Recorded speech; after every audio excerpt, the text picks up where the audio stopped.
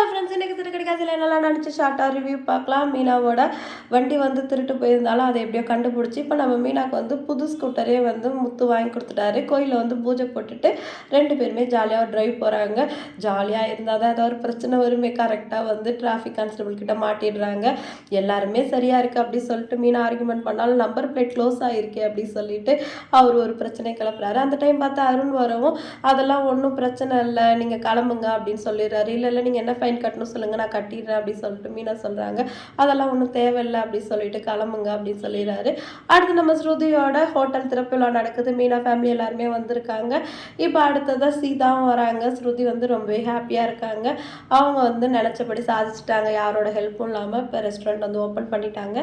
ஸ்ருதியோட அப்பா அம்மாவும் வராங்க. அவங்க வந்து எப்போவுமே முத்துவையும் மீனா பார்த்தாலே பிடிக்காது. மீனா கிட்ட வம்புழுக்கிறாங்க. மீனாவும் நல்லா சமைத்து அவங்கள நோஸ் கட் பண்ணி விட்டுடுறாங்க.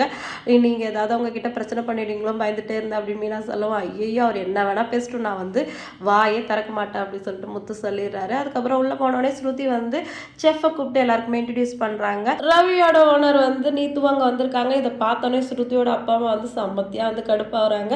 அதுக்கப்புறம் ஹோட்டல் ஓப்பனிங் நடக்குது. அண்ணாமலை சாரியை வந்து ஸ்ருதி வந்து ஓப்பன் பண்ண சொல்கிறாங்க. அதுக்கப்புறம் கல்லால் உட்காந்து மொதல் வியாபாரம் அண்ணாமலை சாருக்கு பண்ணுறாரு. லட்டுலாம் ஊட்டி விடுறாங்க. அண்ணாமலை சார் ரொம்ப ஃபீல் பண்ணுறாரு. அதுக்கப்புறம் எல்லாருக்குமே லட்டு ஊட்டி விடுறாங்க. எல்லாருமே ஹாப்பியாக இருக்காங்க.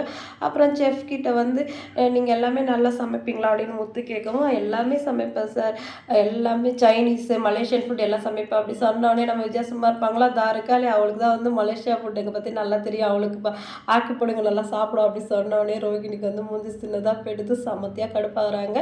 அதுக்கப்புறம் மீனா அவங்க கடையை வந்து மீட்டு கொடுத்து ஆஃபீஸரும் அவங்க ஒய்ஃபும் வராங்க. அவங்கள பார்த்துட்டு முத்து ரொம்ப ஹாப்பி ஆகிடுறாரு. இந்த ஹோட்டலோட செஃப்போட அத்தை மாமா நாங்கள் அப்படின்னு சொல்கிறாங்க.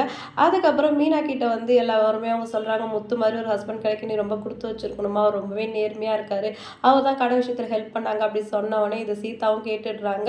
அதுக்கப்புறம் முத்துக்கிட்ட போய் கேட்குறாங்க, ஏன் மாமா போய் சொன்னீங்க அப்படின்னு சொல்லிட்டு. நான் என்ன போய் சொன்னேன் அப்படின்னு சொல்லிட்டு சீதா கிட்ட முத்து கேட்கவும், இல்லை மாமா உங்களால் தான் கடை வந்து திரும்பி வந்திருக்கு, ஆனால் நீங்கள் அவர் பண்ண தான் சொன்னீங்க அப்படின்னு சொல்லவும், ஐயோ அவரும் முயற்சி பண்ணாருமா, நான் போன இடத்துக்கு அவரும் வந்திருந்தாரு, அதனால அவர் முயற்சி பண்ணி நடந்ததாவே இருக்கட்டுமே, அவரும் நம்ம குடும்பத்துக்காக ஏதாவது பண்ணணும்னு சந்தோஷப்படுவாருங்கிறதுக்காக தான் சீதா அப்படி சொன்னேன், வேற எதுவும் இல்லை அப்படின்னு சொல்லவும் சீதாவோட அம்மா வந்து ரொம்ப கண்கலங்கி நன்றி சொல்றாங்க.